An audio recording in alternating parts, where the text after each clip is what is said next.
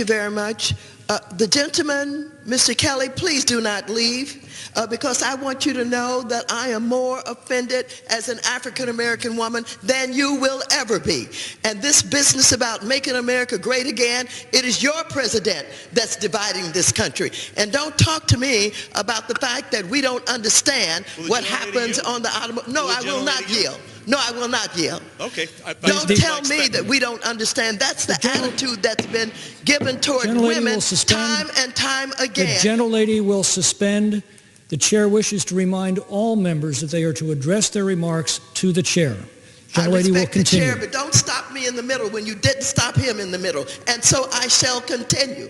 Don't you dare talk to me like that and think that somehow women don't understand what goes on the floor of automobile dealers. Minded to direct her remarks to the chair. The gentlelady will continue in order. I will continue to do that. However, I don't appreciate that you did not interrupt him when he was making those outrageous remarks about him knowing more about discrimination than I know about discrimination.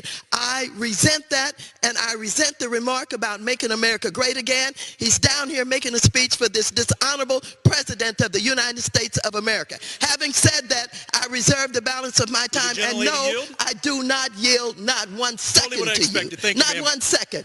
Not 1 second to you. Gentlelady reserve.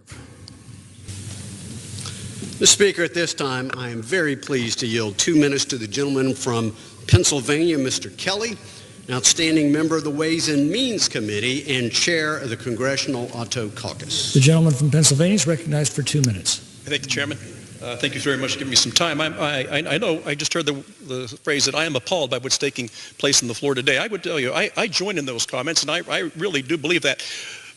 For a person whose family's been in the automobile business since 1953 and sold thousands and thousands of cars to people of any color, it doesn't matter the color of the person buying the car. Do we match them up with the transportation need that they were looking for? And were we able to arrange financing that was affordable to them? You cannot be in business for 65 years doing it the wrong way. And to impugn the integrity of the automobile people is absolutely beyond reproach. And so if you run out of facts, I guess the next thing you have to go to is discrimination.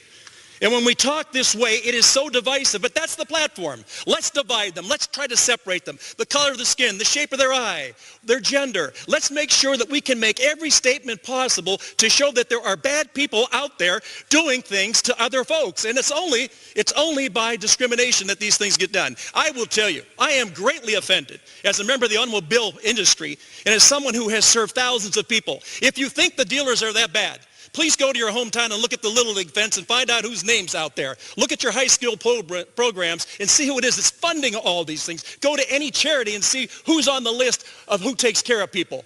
To sit here today and have to listen that somehow this is discriminatory just adds to the fact that when you're out of facts, when you don't know what you're talking about and what you've never done. Not one of your people have ever been on the floor and had tried, not this floor, I'm talking about the automobile floor. You know an awful lot about laptops, but you know nothing about blacktop. You get on that floor, you get on that lot, and you work with people to make sure they can have affordable transportation. Affordable transportation. Rather than this person trying to arrange financing by himself or herself, we rely on a dealer who has great heft within the financial community and to talk to lenders and say, we have a great customer here who's looking to buy a car. We need you to work with us to get them in this transportation. How in the world can you reduce this down to discrimination? We are doing the same thing every day that you are doing. We are trying to make sure that we're making America great every day in every way. And the best way to do that is to stop talking about discrimination and start talking about the nation. We're coming together as a people in spite of what you say. Thank you, gentlemen. I yield. Whenever progressive advocates and lifelong lawmakers rely on the usual strategy of social categorization to divide American citizens by race, gender, and class, a harsh dose of everyday economic truth is frequently needed to destroy their posturing.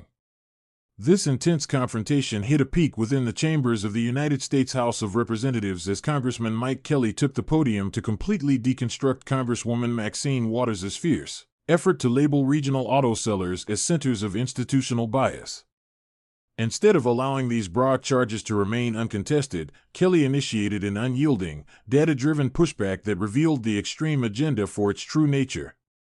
It was a frantic, alienating tactic used exactly when hard evidence and rational debate are fully exhausted. Speaking to the Assembly with justified anger, Kelly straightforwardly challenged the talking points that attempt to diminish every financial exchange, neighborhood bond, and commercial dealing into a pessimistic conflict over race, appearance, and sex. He courageously noted that once elected officials run out of solid proof, their first instinct is to weaponize allegations of prejudice, forcing a divide among the public instead of fostering unity. Kelly firmly rooted his defense in his own family's 65-year history in the car business, notifying lawmakers that out in everyday society, well outside the disconnected corridors of the federal government, regional merchants pay no attention to a buyer's personal demographics. Their primary concern lies in pairing industrious households with secure, dependable, and budget-friendly vehicles. An enterprise literally cannot endure, prosper, and cater to multiple eras of regional residents for more than 60 years while dealing with consumers unjustly or participating in harmful conduct, making the liberal storyline both ridiculous and utterly disconnected from financial facts. While the argument escalated, Kelly fired off what swiftly turned into the signature quote of the whole clash, staring straight at his liberal peers across the room to deliver a cutting truth. You folks understand a great deal about laptops, but you understand absolutely nothing about the blacktop. This lone, crushing remark perfectly captured the deep separation between lifelong lawmakers relaxing in pleasant, climate-controlled rooms and the real economic drivers who wait on the blistering pavement daily to assist buyers face-to-face. Kelly dared his rivals to genuinely walk out onto a dealership floor, engage with the masses, and witness the intricate truth of assisting normal people in obtaining loans for crucial daily travel. He exposed the double standards of federal regulators who pass down verdicts on regional entrepreneurs, all while dismissing the indisputable fact that those exact car merchants function as the core support system for their hometowns. Even as elected leaders toss talking points from their stages, neighborhood merchants are the individuals signing donations to back varsity athletic teams, purchasing youth baseball signs, funding regional nonprofits, and pitching in any time a resident requires assistance. Therefore, to carelessly brand these local pillars as prejudiced villains, Kelly reasoned, is deeply offensive to the countless independent proprietors nationwide who commit their existence to elevating their cities and pushing the national marketplace ahead.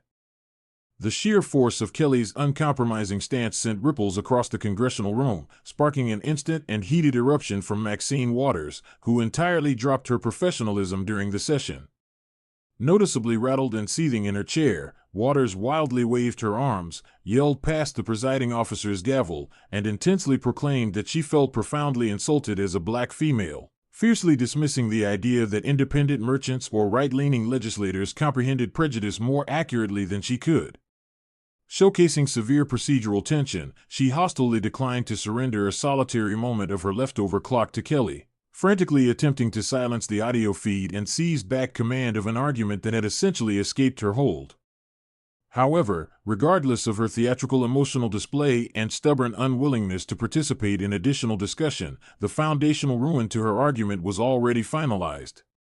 Kelly had conclusively reversed the narrative, turning a malicious assault against independent enterprises into a brilliant lesson on financial operations by detailing how car sellers genuinely serve as strong champions for regular shoppers, using their substantial influence with lending banks to secure cheap borrowing rates that solo purchasers could never lock down independently. Through revealing the extreme progressive attack as a hollow, militarized slander effort, Kelly demonstrated that whenever social categorization tactics are compelled to face actual societal success, neighborhood financial backing, and authentic commercial worth, the legislative illusion shatters immediately, abandoning lifelong lawmakers with zero substance beyond noisy talking points and vacant ethical lecturing.